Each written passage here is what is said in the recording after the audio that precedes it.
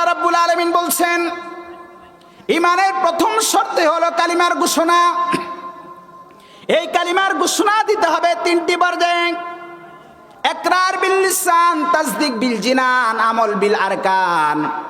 মুখে স্বীকারোক্তি প্রদান, অন্তরে তার বিশ্বাস স্থাপন, কাজকর্মের মাধ্যমে তার বহিঃপ্রকাশ।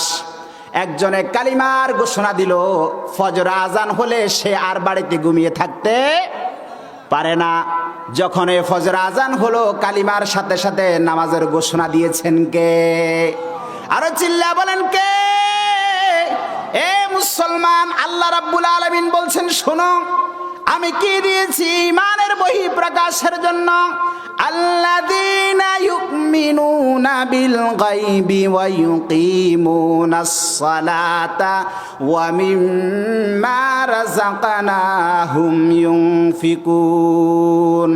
আল্লাহ রাব্বুল আলামিন বলছেন প্রকৃত মুমিন তো তারাই যারা ঈমান এনেছে অদৃশ্যের উপর, কায়েম করেছে সালাত, আর আমি তাদেরকে যে জীবিকা উপকরণ দান করেছি তা হতে তারা আমার রাস্তায় ব্যয় করে।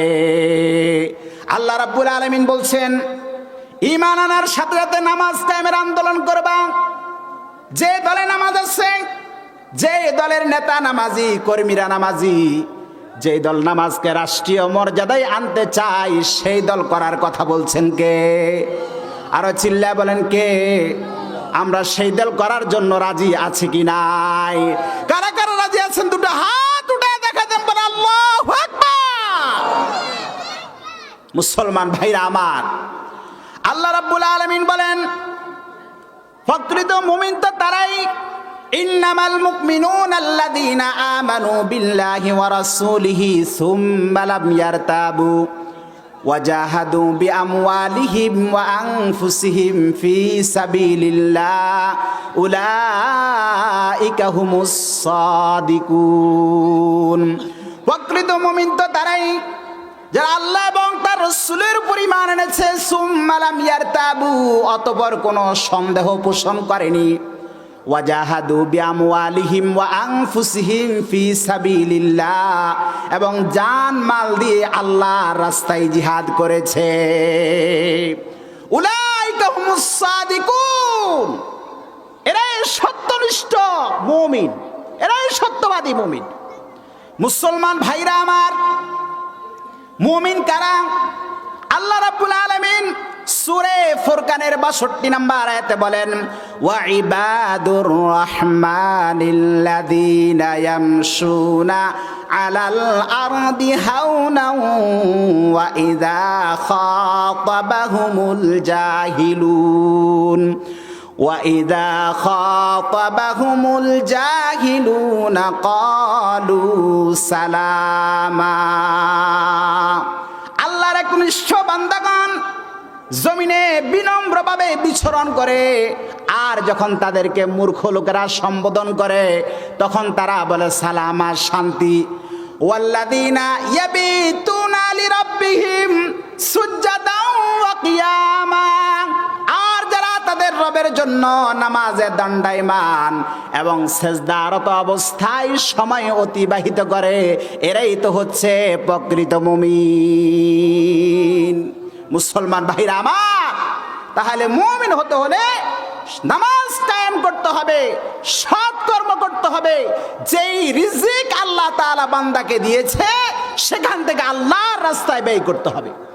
মুসলমান বন্ধুরা আমার, আল্লাহ রাব্বুল আলামিন বলেন ইন্নাল্লাযীনা আমানু ওয়া আমিলুস সালিহাতি ওয়া আকামুস সালাতা ওয়া আতাউজ যাকাতা লাহুম আজরুহুম ইনদা রাব্বিহিম ওয়ালা খাউফুন আলাইহিম ওয়ালা হুম ইয়াহজানুন। প্রকৃত মুমিন তো তারাই যারা ঈমান এনেছে, সৎ কর্ম করেছে, কায়েম করেছে সালাত, আর আদায় করেছে যাকাত, আর আমি তাদেরকে যে জীবিকা উপকরণ দান করেছি তা হতে আমার রাস্তায় ব্যয় করে, তাদের জন্য কোনো সমস্যা নাই, কোনো টেনশন নাই, তাদের জন্য রয়েছেন আল্লাহ। মুমিনের অভিভাবক কে? আরো চিল্লা বলেন কে? মুসলমান ভাইরা আমার, আল্লাহ রাব্বুল মুমিনদের কাজ কি শুনো, ইন্নামাল মুমিনুনাল্লাযীনা ইযা যুকিরাল্লাহু ওয়াজিলাত কুলুবুহুম ওয়া ইযা তুলিয়াত আলাইহিম আয়াতুহু যাদাতুহুম ঈমানাও ওয়া আলা রাব্বিহিম ইয়াতাওয়াক্কালুন। প্রকৃত মুমিন তো তারাই, ইন্নামাল মুমিনুনাল্লাযীনা ইযা যুকিরাল্লাহু ওয়াজিলাত কুলুবুহুম, প্রকৃত মুমিন তো তারাই যাদের সামনে আল্লাহর নাম যখন স্মরণ করা হয় তখন তাদের অন্তরসমূহ নরম হয়ে যায়। কথা বলেন ঠিক না বেঠিক? আল্লাহর যখন জিকির করা হয় অন্তর বিগলিত হয় কি হয় না? একটা আওয়াজ করুন। আল্লাহর স্মরণ যখন করা হয়, বান্দা যখন বসে বসে আল্লাহর তাসবিহ করে জিকির করে, অন্তরের মধ্যে প্রশান্তি আসে কি আসে না? আরো চিল্লায় বলেন, আসে কি আসে না? আল্লাহ রাব্বুল আলামিন বলেন, প্রকৃত মুমিন তো তারাই যাদের সামনে যখন আল্লাহর নাম স্মরণ করা হয় তখন তাদের অন্তরসমূহ নরম হয়ে যায়। ওয়া ইযা তুলিয়াত আলাইহিম আয়াতুহু যাদাতুহুম ঈমানা, আর যখন তার আয়াত সমূহ তিলাওয়াত করা হয় তখন তাদের ঈমান বেড়ে যায়। বান্দা যখন কোরআনুল কারীম তিলাওয়াত করে, আল্লাহর আয়াত যখন তিলাওয়াত করে তখন তাদের ঈমান বেড়ে যায়। ওয়া আলা রাব্বিহিম ইয়াতাওয়াক্কালুন, আর তারা দুনিয়ার কাউকে ভয় করে না, দুনিয়ার কারো পরোয়া করে না, একমাত্র আল্লাহ ছাড়া পৃথিবীর কারো কাছে তারা মাথা নত করে না। কথা বলেন ঠিক না বেঠিক? মুসলমান আল্লাহ ছাড়া পৃথিবীর কারো কাছে মাথা নত করতে পারে না। মুসলমান ভাইরা আমার, এজন্য জিকির করতে হবে আল্লাহর, আর তিলাওয়াত করতে হবে আল্লাহর কোরআন।